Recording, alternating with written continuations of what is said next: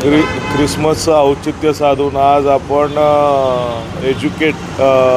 लोकांना एज्युकेट करण्यासाठी मोहीम चालू केलेली आहे। ही मोहीम कंटिन्युअसली जो मी इथं कालावधी असेल तोपर्यंत चालू असेल, त्याच्यानंतरही चालू राहणार आहे।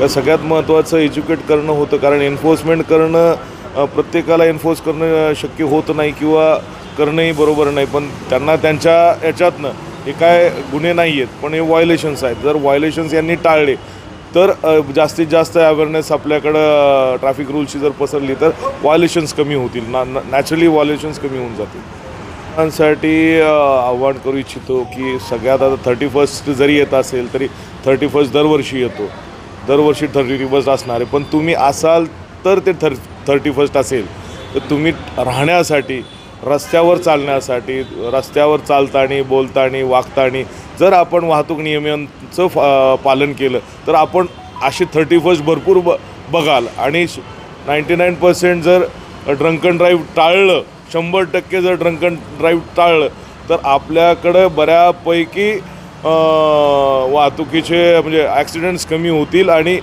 31st येत राहणार, पण तुम्ही नसाल।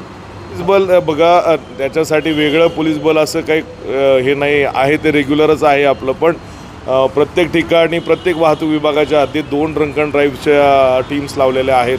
अशा 34 टीम्स आणि माझे 17 अधिकारी त्या दिवशी 31 तारखेला असतील, 29 तारखेलाही स्पेशल ड्राईव्ह लावलेली आहे।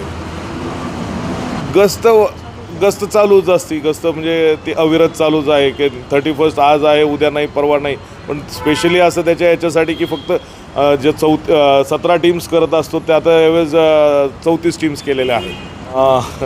आपल्या 1 डिसेंबरपासून कंटिन्युअसली रोज ठाणे पोलीस आयुक्तालयाच्या हद्दीत माननीय आयुक्त डुंबरे सर आणि जॉईंट CP सरांच्या आदेशाने आपल्याकडे ड्रंकन ड्राईव्हचे डे आणि नाईट केसेस चालू आहेत। तरी प्रत्येक दिवशी जवळपास 25 ते 30 ॲव्हरेजमध्ये केसेस होत आहेत।